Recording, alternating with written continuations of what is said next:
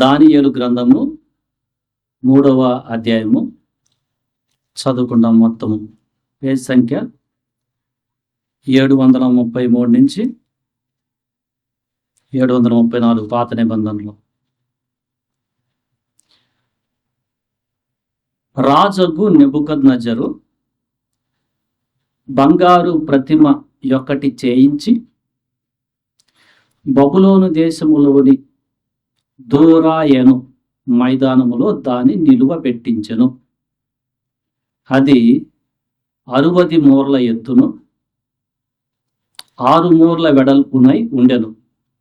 రాజుకు నెబుకద్నెజరు అధిపతులను, సేనాధిపతులను, సంస్థానాధిపతులను, మంత్రులను, ఖజానాదారులను, ధర్మశాస్త్ర విధాయకులను, న్యాయాధిపతులను, సంస్థానములలో ఆధిక్యము వహించిన వారినందరినీ సమకూర్చుటకును, రాజుకు నెబుకద్నెజరు నిలువబెట్టించిన ప్రతిమ యొక్క ప్రతిష్టకు రప్పించుటకును దూతలను పంపించగా, ఆ అధిపతులను, సేనాధిపతులను, సంస్థానాధిపతులను, మంత్రులను, ఖజానాదారులను, ధర్మశాస్త్ర విధాయకులను, న్యాయాధిపతులను, సంస్థానములలో ఆధిక్యము వహించిన వారందరూ రాజుకు నెబుకద్నెజరు నిలువబెట్టించిన ప్రతిమ యొక్క ప్రతిష్టకు కూడివచ్చి, రాజుకు నెబుకద్నెజరు నిలువబెట్టించిన ప్రతిమ ఎదుట నిలుచుండిరి. ఇట్లుండగా ఒక దూత చాటించినది ఏమనగా, జనులారా, దేశస్థులారా, ఆయా భాషలు మాట్లాడు వార్లారా, మీకు ఆజ్ఞాపించుచున్నాను ఏమనగా, బాకా, పిల్లన గ్రోవి, పెద్ద వీణే, సింఫోనీయ వీణే, విపంచిక, సకల విధములగు వాయిద్యములను మీకు వినపడినప్పుడు రాజుకు నెబుకద్నెజరు నిలువబెట్టించిన బంగారు ప్రతిమ ఎదుట సాగిలపడి నమస్కరించుడి. సాగిలపడి నమస్కరింపని వాడెవడో వాడు మండుచున్న అగ్నిగుండములో తక్షణమే వేయబడును. సకల జనులకు బాకా, పిల్లం గ్రోవి, పెద్ద వీణే, వీణే, సింఫోనీయ, విపంచిక, సకల విధములగు వాద్య ధ్వనులు వినబడగా, ఆ జనులను, దేశస్థులను, ఆయా భాషలు మాట్లాడు వారును సాగిలపడి రాజుకు నెబుకద్నెజరు నిలువబెట్టించిన బంగారు ప్రతిమకు నమస్కారము చేసిరి. ఆ సమయమందు కల్దీయులలో కొందరు ముఖ్యులు వచ్చి యూదులపైన కొండెములు చెప్పి రాజుకు నెబుకద్నెజరు నొద్ద ఈలాగు మనవు చేసిరి. రాజు చిరకాలము జీవించునుగాక. రాజా, తాము ఒక కట్టడ నియమించితిరి. ఏదనగా, బాకాను, పిల్లను గ్రోవి, పెద్ద వీణను, విపంచికను, సింఫోనీయను, సకల విధములకు వాద్యములను విను ప్రతివాడు సాగిలపడి ఆ బంగారు ప్రతిమకు నమస్కారము చేయవలెను. సాగిలపడి నమస్కరింపని వాడెవడో వాడు మండుచున్న అగ్నిగుండములో వేయబడును. 3 యూదులను బబులోను దేశంలోని రాజకార్యములు విచారించుటకు నియమించితిరి. ఆ మనుష్యులు తమరి ఆజ్ఞను లక్ష్య పెట్టలేదు, తమరి దేవతను పూజించుటలేదు, తమను నిలువ పెట్టించిన బంగారు ప్రతిమకు నమస్కరించుటలేదు అనిరి.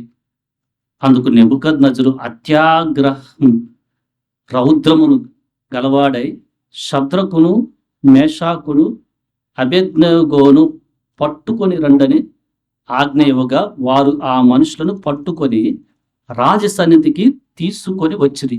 అంతటి నెబుకద్నెజరు వారితో ఇట్లను, షద్రకు, మేషాకు, అబేద్నెగో, మీరు నా దేవతను పూజించుట లేదనియు, నేను నిలువబెట్టించిన బంగారు ప్రతిమకు నమస్కరించుట లేదనియు నాకు వినబడినది. అది నిజమా?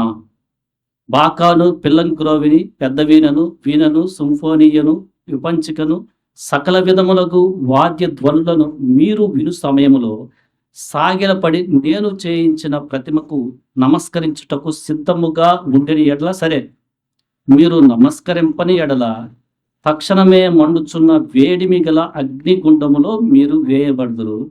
నా చేతిలో నుండి మిమ్మును విడిపింపగల వాడెక్కడున్నాడు? దేవుడు ఎక్కడ ఉన్నాడు? షద్రకును మేషాకును అబేద్నెగోయు రాజుతో ఈలాగు చెప్పిరి, నెబుకద్నెజరు, ఇందును గూర్చి నీకు ప్రత్యుత్తరం ఇయ్యవలెనన్న చింత మాకు లేదు. మేము సేవించుచున్న దేవుడు మండుచున్న వేడిమి గల ఈ అగ్నిగుండములో నుండి మమ్మను తప్పించి రక్షించుటకు సమర్థుడు, మరియు నీ వశమున పడకుండా ఆయన మమ్ములను రక్షించును. ఒకవేళ ఆయన రక్షించకపోయినను రాజా, నీ దేవతలను మేము పూజింపమనియు నీవు నిలువబెట్టించిన బంగారు ప్రతిమకు నమస్కరింపమనియు తెలుసుకొనుము. అందుకు నెబుకద్నెజరు అత్యాగ్రహము అందున షద్రకు మేషాకు అబేద్నెగోయను వారి విషయములో ఆయన ముఖము వికారమాయను గనుక గుండము ఎప్పటికన్నా 7 అంతలు వేడిమిగా చేయమని ఆజ్ఞయించెను.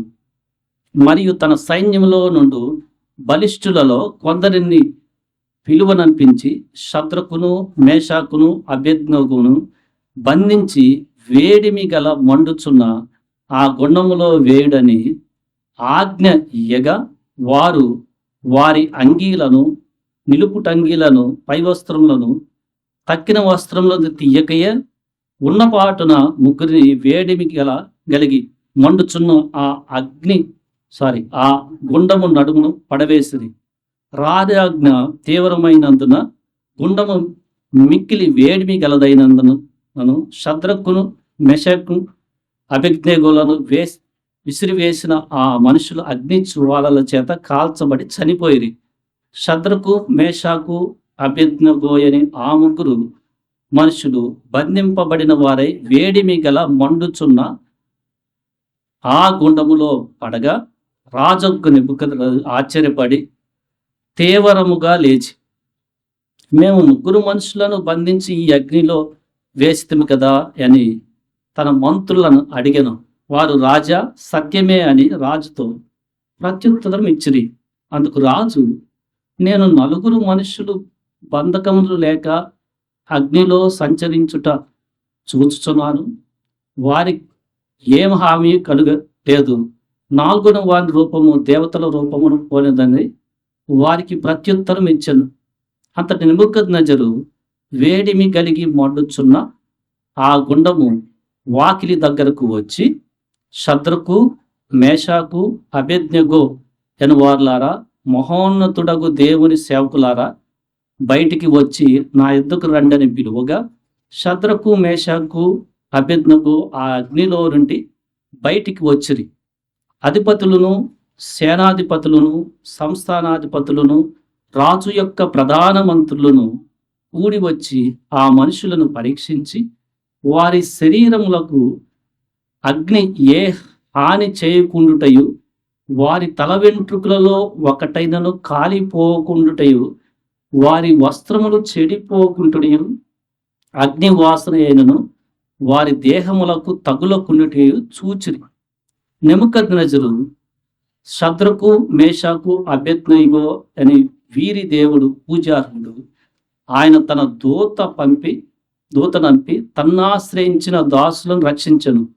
వారు తమ దేవునికి కాక మరి ఏ దేవునికి నమస్కరింపకయు ఏ దేవుని సేవింపకయు ఉందుమని తమ దేహములను అప్పగించి రాజు యొక్క ఆజ్ఞను వ్యర్థపరచిరి. కాగా నేను ఒక శాసనము నియమించుచున్నాను, ఏదనగా ఈ విధముగా రక్షించుటకు సమర్థుడగు దేవుడు గాక మరి ఏ దేవుడును లేడు.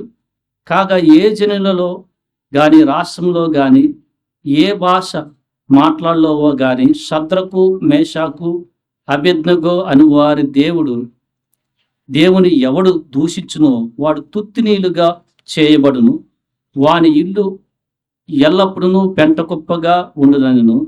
అంతట నుండి రాజు షద్రకు మేషాకు అబేద్నెగో అని వారిని బబులోను సంస్థానంలో హెచ్చించను.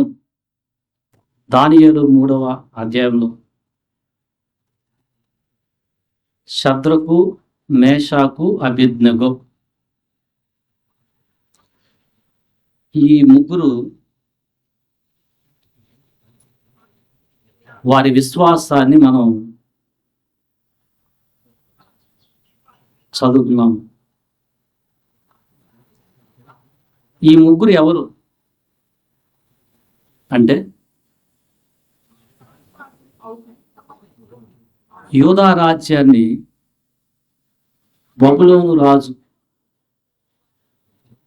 చెరగా ఆ రాజ్యాన్ని ఓడించి, యూదా రాజ్యాన్ని ఓడించి తన బబులోను రాజ్యానికి చెరగా తీసుకుపోయిన ప్రజలలో, యూదులలో ఈ ముగ్గురు కూడా ఉన్నారు.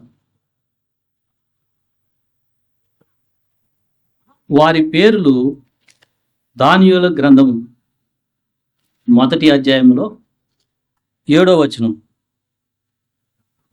వారి ఒరిజినల్ నేమ్స్ వచ్చి హనన్యాకు శద్రకనియు, అంటే హనన్య అనేది ఒరిజినల్ పేరు. మిషాయేలుకు మేషాక్ అనియు, అజర్యాకు అబేద్నెగో అని వాళ్ళు పేర్లు పెట్టారు. అంటే బబులోనికి వెళ్ళిన తర్వాత బబులోను వాళ్ళు పెట్టుకునే పేర్లు వీళ్ళకి పెట్టారు. యూదుల్లో వాళ్ళకి మొట్టమొదటిగా ఉన్న పేరు డిఫరెంట్. వీరు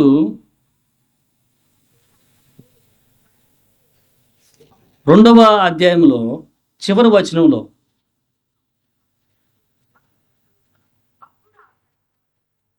వారి స్నేహితుడైన దానియేలు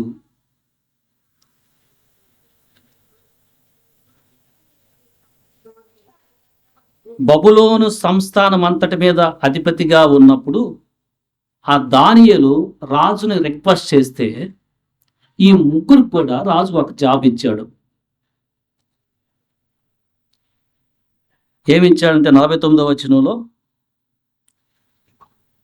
అంతటా దానియేలు రాజునొద్ద మనవి చేయగా రాజు శద్రకు మేషాకు అబేద్నెగోయను వారిని బబులోను సంస్థానం మీద విచారణకర్తలుగా నియమించాడు. వీళ్ళు ఎవరంటే బబులోను సంస్థానం మీద విచారణకర్తలు అంటే ఒక జాబ్ ఉంది. రాజు కింద పనిచేస్తూ ఉంటారు వీళ్ళు. అయితే రాజుకు ఒక ఆలోచన వచ్చింది ఆ సమయంలో. అప్పట్లో రాజులు నేనే దేవుణ్ణని అనుకున్నాడు. అంత గొప్ప రాజు ఈయన, ప్రపంచాన్ని ఏలుతున్న రాజు, చాలా సంస్థానాలని. ఆయనకు వచ్చిన ఆలోచన ఏంటంటే ఒక బంగారు ప్రతిమ చేయించి, బంగారంతో ఒక ప్రతిమ, ఒక విగ్రహం చేయించాడు పెద్దది. అందరిని పిలిచాడు, అందరిని ప్రతిష్ఠ చేశాడు, ఒక శాసనం చేశాడు. మనం ఆ మాట చదువుదాం. 3వ అధ్యాయంలో 7వ వచనం.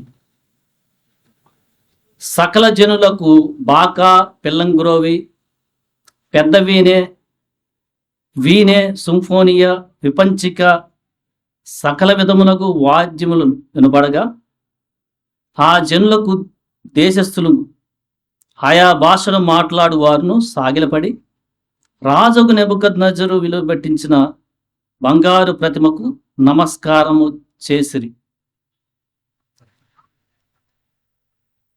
చేయని వారు 6వ వచనంలో సాగిలపడి నమస్కరింపని వాడెవడో వాడు మండుచున్న అగ్నిగుండములో తక్షణమే వేయబడును. ఇది ఆజ్ఞ.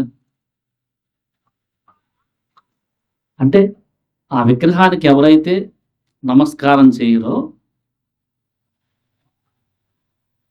వారిని వెంటనే అగ్నిగుండంలో పడేస్తాము. ఇది ఆయన చేసిన ఆజ్ఞ.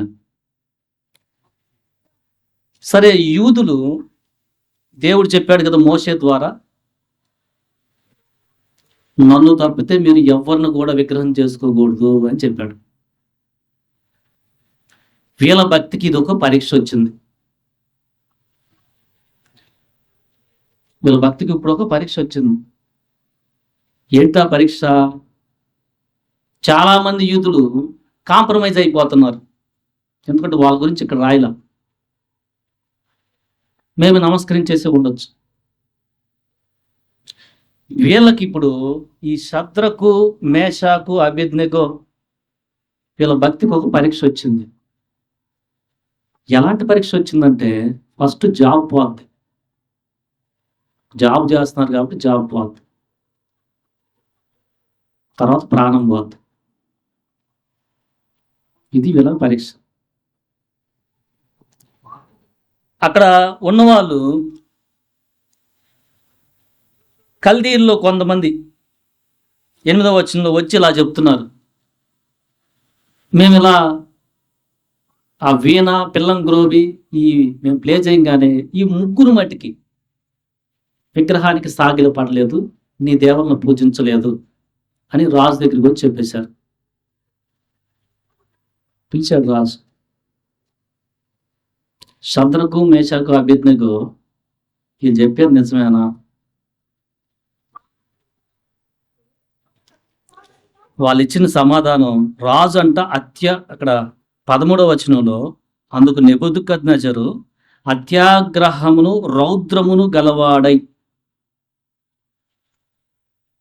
రాజు పరిస్థితి ఎలా ఉందంటే వాళ్ళని పిలిచి అడిగినప్పుడు చాలా కోపం మీద ఉన్నాడు. అత్యాగ్రహము రౌద్రము అని రాశారు ఆ వర్డ్స్.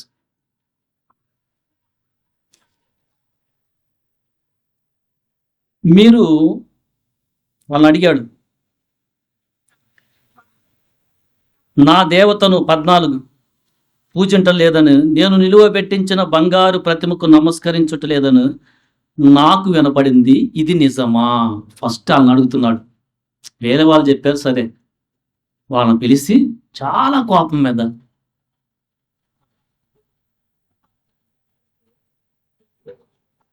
ఇది నిజమా అని చెప్తూ 15వ వచనంలో, మీరు అలాగ చేయకపోతే అగ్నిగుండములో పడేస్తామని చెప్పిన మాట మీకు తెలిసిందా? క్లియర్గా రాజు అడిగితే వాళ్ళు చెప్తున్నారు, మీరు అలా చేయకపోతే, రాజు ఇంకో మాట చెప్పాడు, నా చేతిలో నుంచి మిమ్మల్ని విడిపించేవాడు ఎవడు లేడని చెప్పాడు. అంత కోపం మీద అడిగిన దానికి వాళ్ళు ఏం సమాధానం చెప్తున్నారంటే 16వ వచనంలో, నెబుకద్నెజరు వాళ్ళ రాజు ముందు మాట్లాడుతున్నారు, ఇందును గురించి నీకు ప్రత్యుత్తరం ఇయ్యవలసినంత చింత మాకు లేదు. మేము సేవించుచున్న దేవుడు మండుచున్న వేడిమి గల ఈ అగ్నిగుండములో నుండి మమ్మలను తప్పించి రక్షించుటకు సమర్థుడు, మరియు నీ వశమున పడకుండా ఆయన మమ్మును రక్షించును. ఒకవేళ ఆయన రక్షింపకపోయినను రాజా, నీ దేవతలను మేము పూజింపము, నీవు నిలువ పెట్టించిన బంగారు ప్రతిమకు నమస్కారము చేయమని తెలుసుకోను అని చెప్పారు. ఎంత ధైర్యంగా చెప్పారు. రాజు అత్యాగ్రహం రౌద్రుడై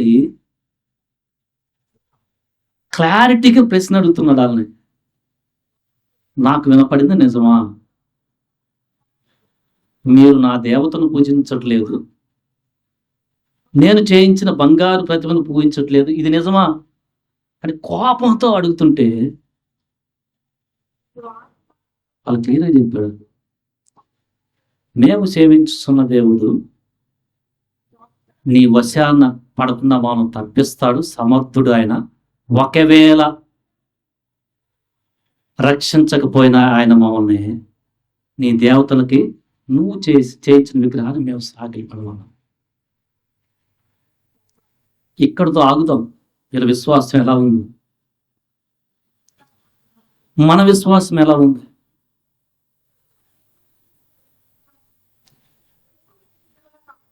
మనకి ఇలాంటి సమయంలో ఎలాంటి ఆలోచన వస్తుంది? జనరల్గా ఎలాంటి ఆలోచన వస్తుంది? ఒక జాబ్ ఉంది, జాబ్ ఇచ్చిన అధికారి ఉన్నాడు. ఈ సిచ్యువేషన్లో అది రాజు జాబ్ ఇచ్చాడు, పెద్ద జాబ్, మంచి జాబ్ అది. బబులోను దేశం అంతటి మీద విచారణకర్తలంట వీళ్ళు. కానీ భక్తిని కాపాడుకునే చోట ఒక పరిస్థితి వచ్చింది. ఏంటి? ఆయన అన్యుడు కాబట్టి రాజు కొంచెం మనసు ఎట్టబట్టి అటు తిరుగుతుంటుంది. ఆ సమయంలో ఏమైంది ఆయనకి? ఒక విగ్రహం చేయించి దాన్ని పూజించాలని ఆ ప్రజలందరిని కోరాడు. ఈల భక్తికి ఆ సమయంలో ఒక పరీక్ష వచ్చింది. వీళ్ళు భక్తిని కాపాడుకుంటున్నారు, కంటపడ్డారు. వెతికే వాళ్ళు ఉంటారు, ఎవర్రా ఆ పని చేయట్లేదని పట్టిస్తానికి ఉంటారు కదా. పట్టించే వాళ్ళు కల్దీలో కొంతమంది వచ్చి రాజుకు చెప్పారు. రాజు మళ్ళా ఒకసారి కోపం తెచ్చుకొని అడిగాడు, నిజమేనంటే వాళ్ళు ఈ సమాధానం చెప్పారు. మనం ఎలా ఉన్నాం?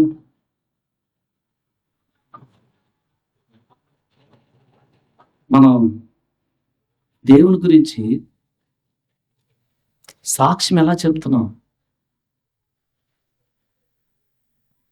ఎలా? ఒక జాబ్‌లో నువ్వు ఉంటే ఆ అధికారి నిన్ను పాపానికి ప్రేరేపించడానికి ప్రయత్నం చేసే సిచ్యువేషన్ వస్తే ఎలా రెస్పాండ్ అవుతున్నావు?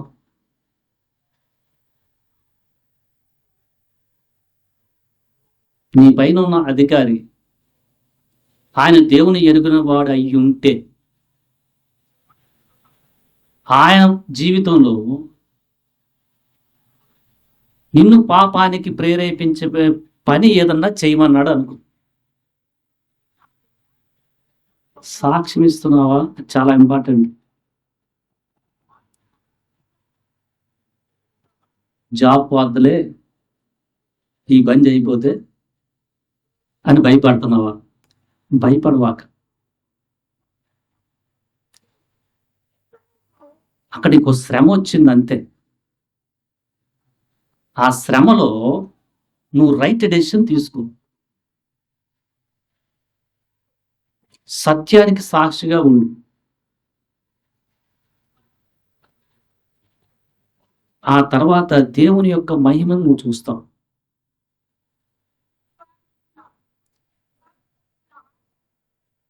మిగతా యూదులు కాంప్రమైజ్ అయినట్టుగా, ఎందుకంటే చాలా మంది యూదులను తీసుకెళ్ళాడు ఆయన.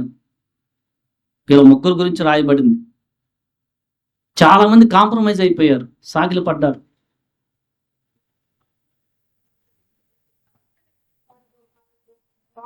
అలా ఉంటే అన్ని జనుల మధ్య దేవుని నామానికి ఘనత రాదు. చాలా ఇంపార్టెంట్ అది. నువ్వు చేస్తున్న వర్క్ ప్లేస్లో నువ్వు సాక్షిగా ఉండటం అనేది చాలా ఇంపార్టెంట్.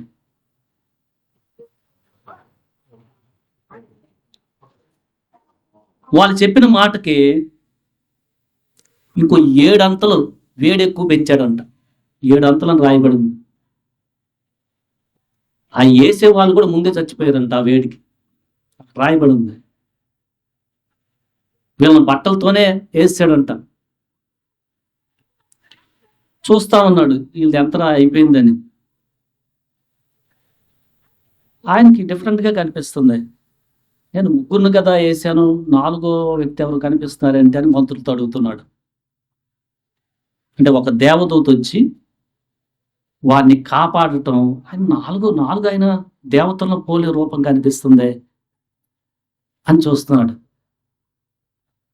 వాళ్ళ పిలవండి అన్నాడు మంత్రులతో. వాళ్ళకి ఏ హాని అవ్వలేదు. మన జీవితంలో కూడా ఆ వచ్చిన శ్రమలో సత్యానికి సాక్షిగా ఉన్నామంటే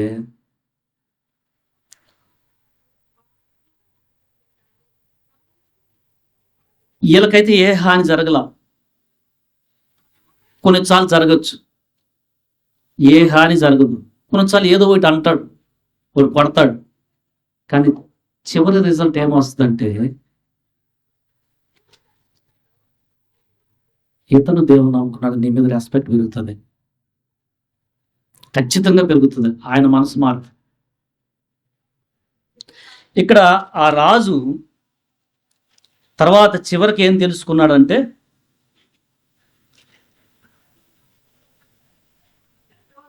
వాళ్ళని ఇప్పుడు రెస్పెక్ట్గా పిలుస్తున్నాడు. 26వ వచనంలో, శద్రకు మేషాకు అబేద్నెగో అను వార్లారా, మహోన్నతుడగు దేవుని సేవకులారా అని పిలుస్తున్నాడు. అంతకుముందు ఏం పిలిచాడు?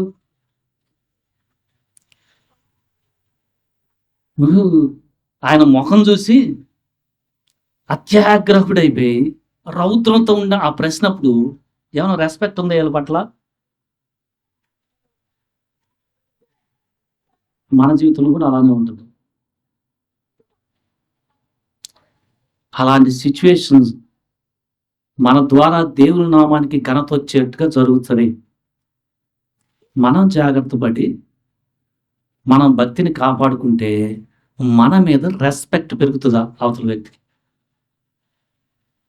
కానీ అపవాది ఏం చేస్తాడంటే చంపేస్తాడు రోయ్, జాబ్ పోద్దు రోయ్, ఇంకా ఈ నివ్వుతే ఆ జాబ్ ఎవడిస్తాడు అనేసాడు కదా. ఆయనే అన్నాడు, నన్ను నా వశం నుంచి తప్పించగలిగిన వాడెవడు అంటే ఈ ఎలాంటి జాబు ఇంకోటి వస్తుందా అనే ఆలోచనలు వస్తాయి. కానీ వరి అవ్వాక, భక్తిలో కాంప్రమైజ్ అయిపోవాక, నేను ఆ పని చేయనయ్యా, నేను యేసుక్రీస్తుని నమ్ముకున్నాను అని చెప్పు. నీకు తర్వాత నీ మీద రెస్పెక్ట్ చక్కగా పెరుగుతుంది. బాప్టిజం తీసుకొని రక్షించబడ్డామనే అనేకులు సత్యాన్ని గురించి కాంప్రమైజ్ అయ్యే ఈ సమయంలో నువ్వు అలా ఉన్నప్పుడు నీ ద్వారా దేవుని నామానికి ఘనత వస్తుంది. రాజు చెప్తున్నాడు 28లో, షద్రకు మేషాకు అబేద్నెగోయను వీరి దేవుడు పూజార్హుడు. ఇప్పుడు అతని దేవుని పట్ల కూడా ఇతనికి రెస్పెక్ట్ వచ్చింది. ఆయన తన దూతను పంపి తన్ను ఆశ్రయించిన దాసులను రక్షించాడు. వారు తమ దేవునికి కాక మరి ఏ దేవునికి నమస్కరింపకయు ఏ దేవుని సేవింపకయు ఉందుమని తమ దేహములను అప్పగించి రాజు యొక్క ఆజ్ఞను వ్యర్థపరిచిరి. కాగా నేను ఒక శాసనం చేస్తా ఉన్నాను, ఈ విధంగా రక్షించుటకు సమర్థుడగు దేవుడు గాక మరి ఏ దేవుడు లేడు. కాగా ఏ జనులో గాని రాష్ట్రంలో గాని ఏ భాష మాట్లాడే గాని షద్రకు మేషాకు అబేద్నెగో అనువారి దేవుణ్ణి ఎవరైనా దూషిస్తాడో వాడు తొత్తనీలుగా చేయబడతాడనే శాసనం చేస్తాను అన్నాడు. ఇంకో పని కూడా చేశాడు, వాళ్ళకి శాలరీ హైక్ ఇచ్చాడు. 30వ వచనంలో, అంతటి నుండి రాజు షద్రకు మేషాకు అబేద్నెగో అను వారిని బబులోను సంస్థానంలో హెచ్చించెను. ఏం జరిగింది అక్కడ? ఆ శోధన వచ్చినప్పుడు జాబు పోద్దేమో అని వాళ్ళు అనుకుంటే ఇంకా పెరిగిందండి. సో రక్షించబడిన నీవు అపవాది శ్రమ సమయంలో పెట్టే శోధనకు పడిపోవాక,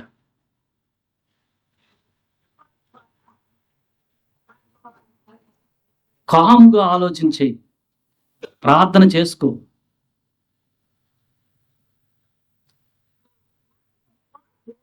నేను ఈ పరిస్థితుల్లో ఏం చేయాలని పరిశుద్ధాత్మను అడుగు దేవుణ్ణి.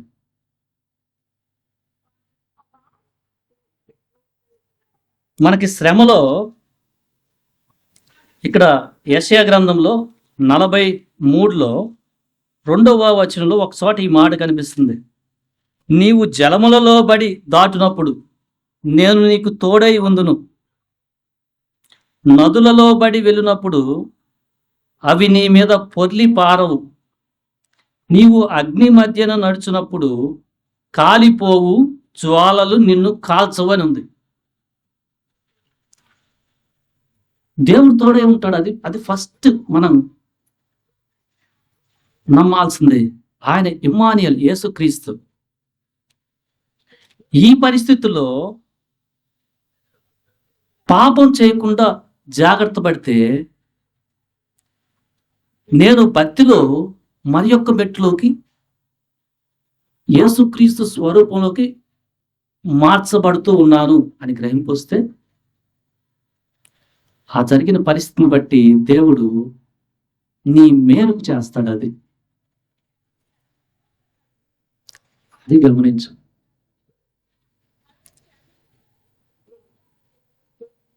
మన జీవితంలో రక్షించబడిన తర్వాత వీరికైతే ఇలాంటి పరిస్థితి వచ్చింది. మనల్ని నువ్వు రక్షించబడిన తరువాత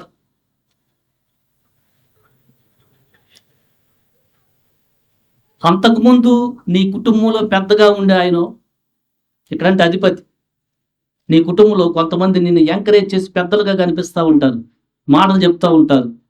వాళ్ళు ఇంకా రక్షణ పొందలా. నీవు రక్షించబడిన తర్వాత వాళ్ళు నిన్ను పాపానికి ప్రేరేపిస్తుంటే, మీ పెద్దలు ఉంటారు కదా ఇక్కడ ఈ కుటుంబంలోనే. అక్కడ అధిపతి అంటే ఒక ఉద్యోగాన్ని ఇచ్చిన ఆయన అని అనుకో, లేకపోతే పెద్దలు ఉంటారు, ఎందుకంటే మనకు మంచి చెడులు బాగోగులు చెప్పి ఇవి చెప్పిన వాళ్ళు కొద్దిగా నడిపించినట్లుగా కనిపిస్తారు. వాళ్ళు ఇంకా రక్షణ పొందలా. వాళ్ళు నిన్ను వచ్చి పాపం చేయమని, అరే ఏంట్రా ఇది కూడా పెద్ద విషయం లాగా చెప్తున్నావు అన్నారు అనుకో, నువ్వు ఎలా బిహేవ్ చేస్తావు? నువ్వు ఎట్లా చెప్తావు? కాంప్రమైజ్ అయిపోతావా? ఎందుకంటే ఆయన ఇక్కడి నుంచి నన్ను పట్టించుకోడు, ఆయన ఇక్కడి నుంచి నాకు హెల్ప్ చేయడు. ఆ శోధనలో పడవాకి. పాపం దగ్గర ఎక్కడ కూడా ఎవరితోనూ కాంప్రమైజ్ అవ్వద్దు. అట్లా ఉంటే నీ మీద రెస్పెక్ట్ పెరుగుతుంది.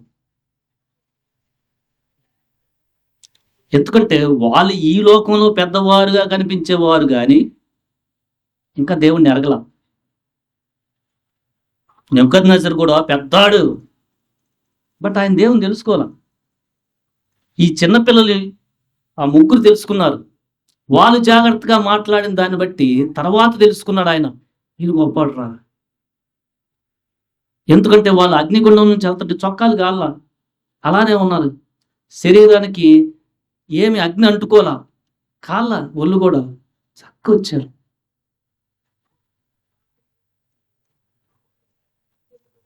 మనకు విశ్వాసం విజయం ఇస్తుంది. ఈ మాట చెప్తూ మొదటి యోహానులో విశ్వాసం చాలా ఇంపార్టెంట్. 4వ వచనం, దేవుని మూలముగా పుట్టిన వారందరూ లోకమును జయించుదురు, లోకమును జయించిన విజయము మన విశ్వాసమే. విశ్వాసంలో విజయం ఉంటుంది. ఏంటి ఆ విశ్వాసం అంటే, పరిస్థితి ఎలా ఉన్నా దేవుని వాక్య ప్రకారం నడుచుకోవట విశ్వాసం. ఆ పరిస్థితి మనల్ని పాపానికి ప్రేరేపించే పరిస్థితి అయినా సరే, ఈ పరిస్థితుల్లో దేవుడు నన్ను రక్షిస్తాడు అంతే. ఒకవేళ దీని శ్రమకు అనుమతించినా నో, చివరికి వాళ్ళే గెలుస్తారు. మన బలలో పాల్పొందుతున్నాం. ఒకసారి చెక్ చేసుకుందాం, మనం ఎలా సత్యానికి సాక్ష్యంగా ఉంటున్నాం.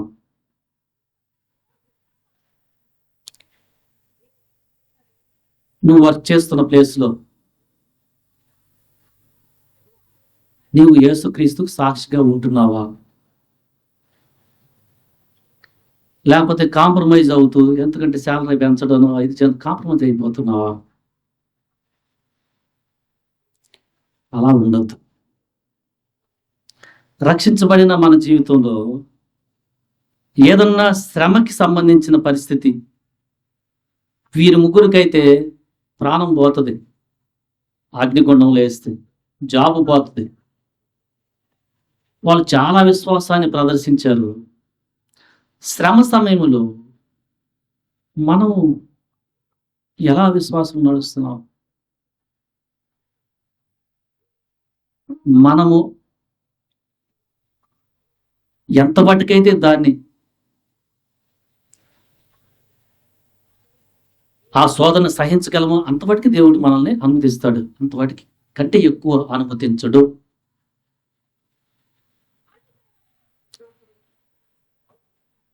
ఎలా ఉంది నువ్వు విశ్వాసాన్ని కాపాడుకునే విషయంలో? ఎవరన్నా రక్షించబడిన నీవు నీ గురించి తెలియకుండా ఇంకా రక్షణ పొందావని, ఏదైనా కొత్తగా రక్షణ పొందినప్పుడు అందరికి ఒకేసారి తెలియదుగా. వాళ్ళు వచ్చి నేను ఒక ప్రశ్న అడుగుతారు, రామ పోతాం రా అక్కడికి అన్నారు అనుకో, అది విగ్రహానికి సంబంధించిన ప్లేస్. ఎట్లా ఉందని the way of your answer ఎలా ఉంది? ఎందుకంటే వాళ్ళకి తెలియదు, నిన్ను అడుగుతున్నారు, నువ్వు ఎలా ఆన్సర్ చేస్తున్నావు? చాలా భయం వేస్తుంది, కొన్ని చాలా జాగ్రత్త లేకపోతే. అరే మా అత్తమ్మ కదరా, మా పెద్దమ్మ కదా, అమ్మో దీంట్లో ఇప్పుడు చెప్పారంటే నా మీద తక్కువ అభిప్రాయం వస్తుంది. ఏం భయపడ, ఏం రాదు, నేను బాబు నమ్ముకున్నాను వదిలేసానులే అయిపోదు. నువ్వు అని అపవాది అంటాడని మనం చాలా అలా అందరూ కూడా అంటారు. అట్లానమ్మా, నేను కూడా ఒకప్పుడు అనుకున్నాను, కానీ మా ఇంట్లో ఆయన మా భర్త ఒప్పుకోవట్లేదు అంటారు. సింపుల్. నీకు ఎంత భయం వేసి వచ్చి ఉంటుంది అది చెప్తానికి? భయపడవాక మనకి దేవుడితో దయ ఉన్నాడు. ఆ తర్వాత నీ లైఫ్ చూసి నీ మీద చాలా రెస్పెక్ట్ వస్తుంది, రైట్ వేలో జీవిస్తే. ఎందుకంటే నువ్వు జీవించగలవు, ఎందుకంటే నిన్ను జీవింపజేసేది యేసుక్రీస్తు నీలో ఉండి, పరిశుద్ధాత్మ దేవుడు. ఎక్కడన్నా విశ్వాసంలో ఇలా కాంప్రమైజ్ అయిపోతున్నావా? ఆలోచించే. ఎవరు కూడా పాపం విషయంలో ప్రేరేపిస్తుంటే అంగీకరించవాక. అది ఎవరైనా సరే దేవుని వాక్య ప్రకారం నువ్వు నడుచుకుంటే, నాకు దేవుడు తోడై ఉన్నాడంటే ఆయన మనల్ని హెచ్చిస్తాడే గాని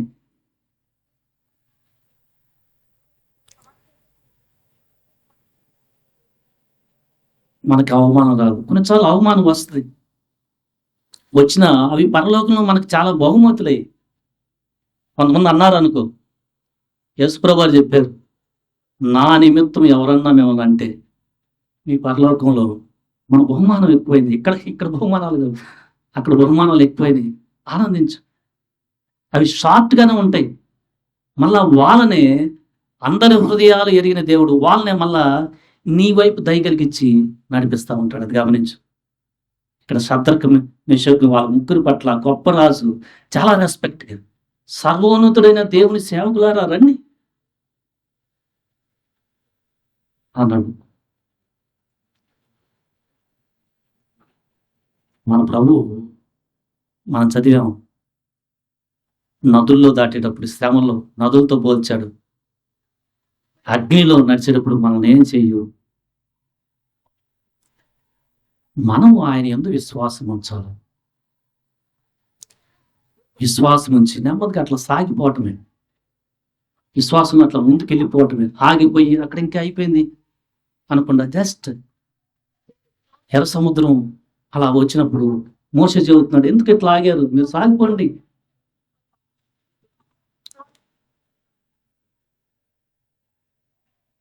పళ్ళ పాలు ఇప్పుడు మనం ఎలా ఉంది మన యొక్క విశ్వాసం? ఈ లోకంలో ఉన్న ఘనమైనవి, ఈ లోక ప్రజలు అనుకుంటున్న ఘనమైనవి దేవుని దృష్టిలో చాలా తక్కువ. మనకు వచ్చే శోధనలన్నీ కూడా ఈ ధన సంబంధంగానే వస్తాయి. అదేమన్నా చెప్తే ఇది పోతుందా? ఇవే చాలా మాటలు వింటున్నా, దేవుని వాక్యం వింటున్నా, ఈ లోక ఘనత అనుసరిస్తున్న అనుజనుల వల్లే చాలా మంది కూడా కాంప్రమైజ్ అయిపోతున్నారు. ఈ లోక ప్రజలు ధనం వైపు చూసి అబద్ధాలు చెప్తుంటే వీరు కూడా ధనాన్ని బట్టి అబద్ధాలు చెప్పి చాలా మంది ఉన్నారు. అట్లా ఉండవాక ఈ లోకము దాని ఆశలు గతించిపోస్తా ఉన్నాయి. అసలు గమనించాను, ఈ లోకము దాని ఆశలు అవన్నీ పోతాయి. రేపు క్రొత్త ఆకాశము క్రొత్త భూమి, అందులో మనం ఉండబోతున్నాం. నీవు నీతిగా ఉంటే ఆయన నిన్ను గణపరుస్తాడు. విశ్వాసము ఉంచు. లంచాలు ఇస్తా ఎలాంటి పరిస్థితులు ఇప్పుడు జరుగుతున్నాయి. కొంతమంది ఇలా మాట్లాడేస్తా ఉంటారు, దానికి 2 లక్షలు ఇచ్చి కొనుక్కున్నామని. అనుజనులు మాట్లాడారంటే అది బాగానే ఉంటుంది, కానీ దేవుని ప్రజలు కూడా అలా మాట్లాడేస్తుంటే అంటే లంచము చేయటం పాపం అని కూడా తెలియకుండానే దాంట్లోనే అతిశయించేవాళ్ళు చాలా మంది ఉన్నారు. అవి లోక పాపడులే. ఆయన లంచం ఇస్తేనే అబ్బాయి 2 లక్షలు అది ఇస్తేనే నీకు ఈ జాబ్ అన్నాడు అనుకో, నువ్వేం చేయాలా? అది గుర్తు రావాలా. నెబుకద్నెజరు ఏమన్నాడు, నా చేతిలో నుంచి తప్పించగలవాడు ఎవడు లేడు అన్నట్టే. ఇవ్వకపోయినా బాగాలేదు, మేము లంచం తీసుకోమా, ఈ జాబ్ మాకు కాదు, నేను ప్రభువుని నమ్ముకున్నానంటే అది దేవుని చిత్తం ఉంటే వస్తుంది. మళ్ళా గాలి చేస్తాడు, మా రామ్మ నువ్వేంది అంటాడు. లేకపోయినా ఇంకో మంచి జాబ్ ఇస్తాడు. ఆ లంచం చేసి పాపం అనే బంధకాలు ఎందుకు పడిపోతావు? నెమ్మది లేకుండా అలా ఉండిపోతావు ఎందుకు? ఆత్మని నాశనం వైపు తీసుకెళ్తావు. మనుషుల వల్ల వచ్చే భయంకరమైన పరిస్థితుల్లో వాళ్ళ భావాలు చూసి, వాళ్ళు అంటున్న మాటలను చూసి ఎక్కడ కూడా ఇబ్బంది పడవాక. నేను కాకపోతే ఎవడరా నీకు చేసేది అన్నాడు అనుకో, ఇన్ని మాటలన్నా మనకి లేఖనం లింక్ అవ్వకపోతే చాలా భయం వేస్తుంది. చాలా ఆయనగా చేసేది, ఇంకెవరు ఇస్తారు అని ఇంట్లోకి వచ్చి డిఫరెంట్ అభిప్రాయాలు ఇచ్చేసేయాలి. ఇది కాదు, ఏం చేస్తావాడ? అది అపవాది శోధిస్తూ నిన్ను పాపానికి ప్రేరేపించాలి.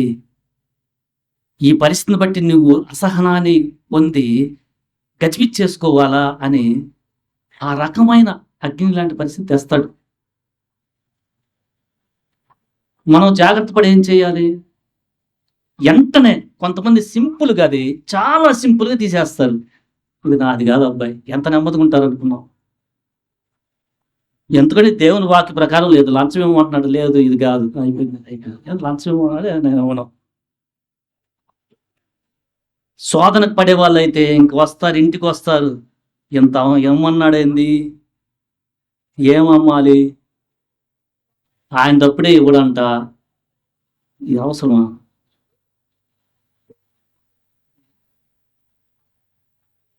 వాక్యాన్ని మనం లింక్ చేసుకోవాలి ఆయా పరిస్థితులు. మన దేవుడు మనకి తోడై ఉన్నాడు. వాళ్ళ ఆ విశ్వాసంతో గెలిచారు. మనకి దేవుని సమ్మతి లేకుండా పరిస్థితి రాదు.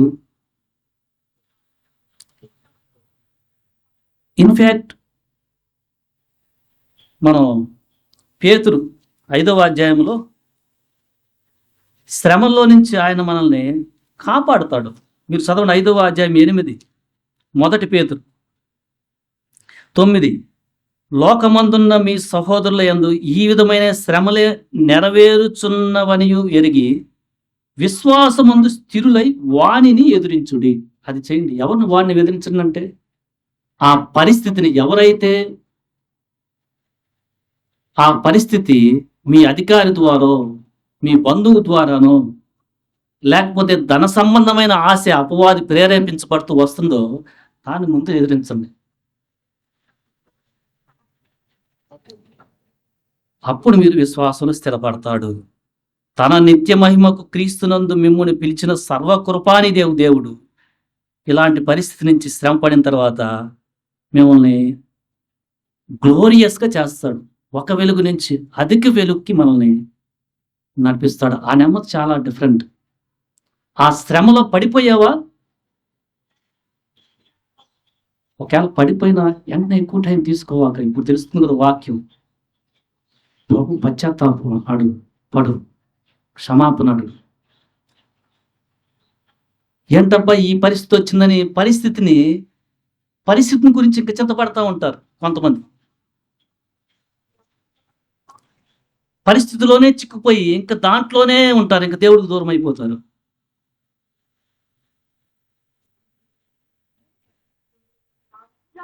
ఒక పరిస్థితి నీ పాపం వలన పతనమైన పరిస్థితి వచ్చేస్తుంటే ఇంకా ఆ పరిస్థితుల్లోనే ఉండి అంటే అబ్బాయి నా పరిస్థితి అని ఇంకా అపవాది దాంట్లోనే పెట్టేసి మనల్ని మన ఆత్మని నాశనం చేసే వైపు వాడు ఆలోచన కల్పిస్తూ ఉంటాడు. అలా ప్రభు చూడు, ఆయన విడువడు ఎడబాయడు. అలాగను మన విశ్వాసం మనకు జయాన్ని ఇస్తుంది.